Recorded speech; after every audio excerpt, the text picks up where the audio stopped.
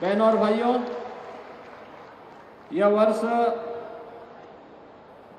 गाडगे जी महाराज की 149वीं पावन जयंती का वर्ष है।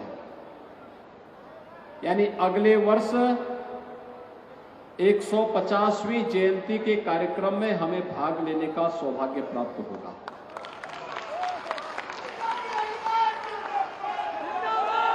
आज ही के दिन 1876 में पूज्य संत गाडगे जी महाराज का जन्म अमरावती महाराष्ट्र में हुआ और महाराष्ट्र में जन्म लेकर के उन्होंने अपने भक्तों और अनुयायियों को कीर्तन करने, अंधविश्वास पर किसी भी प्रकार से रोकने, किसी भी प्रकार की रूढ़िवाद और जातिवाद पर प्रहार करने, शिक्षा के प्रति व्यापक जागरूकता पैदा करने के साथ साथ स्वच्छता के बारे में उन्होंने व्यापक जन चेतना का जागरण किया था। आप सोचिए, 1876 का वो वर्ष गुलामी के कालखंड से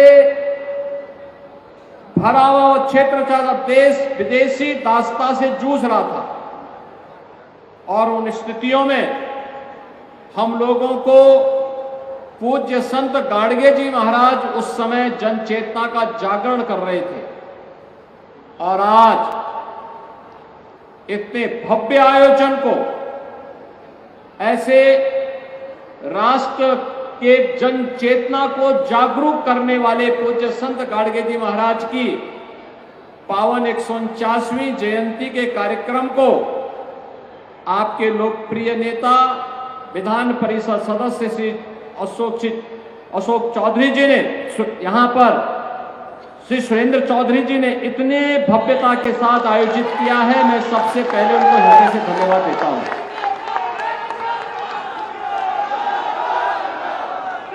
और मैं सही मायने में बताऊं तो आज मैं इस कार्यक्रम के बहाने ही मुझे यहां पे आज प्रयागराज में मेरा कार्यक्रम मीटिंग सब कल संपन्न हो चुकी थी, लेकिन सुरेंद्र जी ने भी कहा, हर्षवर्धन जी ने भी कहा, दीपक पटेल जी ने भी कहा कि कल आपको आना है किसी भी स्थिति में।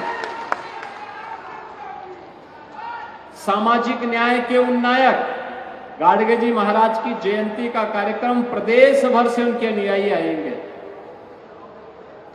तो मैंने कहा एक अच्छा अवसर है, इस आयोजन में भागीदार भी बन जाएंगे। मुझे इसी अवसर पर यह देखने का अवसर भी मिलेगा कि सतुआ आश्रम में भंडारा चल रहा है कि नहीं चल रहा है, तो यह भी मैं देखने के लिए चला गया था। और फिर कांची कामकोटि के पूज्य शंकराचार्य जी भी आए हैं आज, तो मैंने कहा उनसे भी मुलाकात का अवसर मिल जाएगा। मैं सुबह तो आगरा में था, आगरा से फिर मैं यहां पर आया हूं पूरे कुंभ का भ्रमण करते हुए, देखते हुए कहीं जाम तो नहीं है, यातायात व्यवस्था ठीक ठाक है ना। और सचमुच प्रयागराज वासी इस बात के लिए अभिनंदन के पात्र हैं कि महाकुंभ के आयोजन को उन लोगों ने अपने घर का आयोजन बना करके पूरी भव्यता के साथ दुनिया को दिखा दिया कि ताकत केवल प्रयागराज के पास है। कितने बड़े आयोजन को 62 करोड़ श्रद्धालु आज प्रयागराज में मां गंगा, यमुना और मां सरस्वती की इस त्रिवेणी में आस्था का महास्नान कर लेंगे और प्रयागराज वासी उसी भाव के साथ प्रफुल्लित होकर के आतिथ्य सेवा के साथ जुटा हुआ है। आप सभी अभिनंदन के पात्र हैं, पूरा प्रयागराज इसके लिए अभिनंदन का पात्र है। बहनों और भाइयों, संत गाडगे जी महाराज की प्रेरणा हम सबको याद रखना। उस समय में कीर्तन भी करते थे, शिक्षा के प्रति जागरूक भी करते थे, जातिवादी व्यवस्था का विरोध करते थे और उस समय उनके द्वारा अंधविश्वास का भी विरोध होता था, रूढ़िवादिता का भी विरोध होता था। लेकिन वे जहां जाते थे अपने साथ झाड़ू रख करके स्वच्छता के प्रति आम जन को जागरूक भी करते थे। एक बात को कहते थे कि ईश्वर का वास वहां है जहां स्वच्छता है, जहां स्वच्छता है। याद रखिए, प्रधानमंत्री मोदी जी ने स्वच्छ भारत अभियान का शुरुआत जब 2 अक्टूबर 2014 को किया था, लोगों को लगता था इससे क्या होगा, लेकिन बहनों और भाइयों, ये स्वच्छ भारत मिशन आज भारत का मिशन बन गया है। पूरी दुनिया अभिभूत है भारत के इस अभियान के साथ जुड़कर। इस अभियान का परिणाम है गांव-गांव में, घर-घर में लोग स्वच्छता के प्रति जागरूक हुए हैं। 12 करोड़ वह परिवार, 12 करोड़ का मतलब 60 करोड़ लोगों के घरों में शौचालय बन गया। शौचालय, नारी गरिमा की भी रक्षा हो गई। गांव और चौराहे के स्वच्छ वातावरण से लोगों को एक अच्छी दिशा में चलने की प्रेरणा भी मिल गई और बीमारी का अंत भी हो गया। याद रखना, गंदगी के कारण तमाम प्रकार की बीमारी होती थी।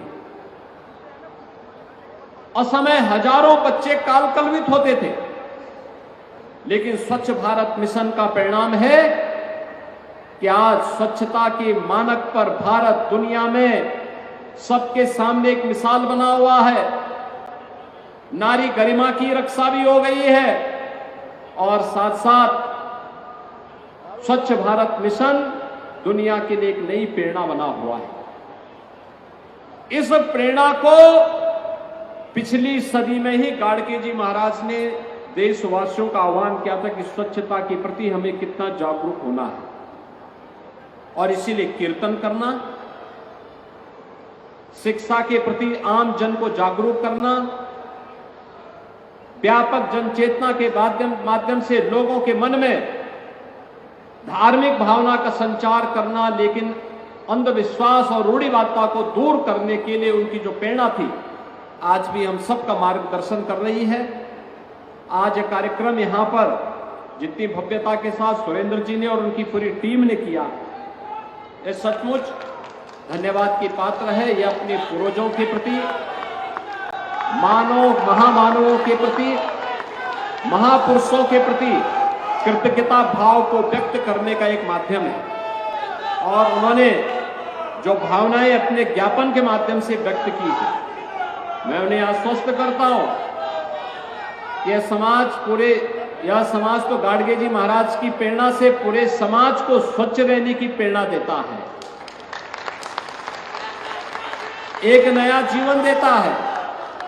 आप मुझे बताइए, कोई शादी ब्याह का कार्यक्रम, कोई अनुष्ठान इस समाज के बगैर हो सकता है क्या?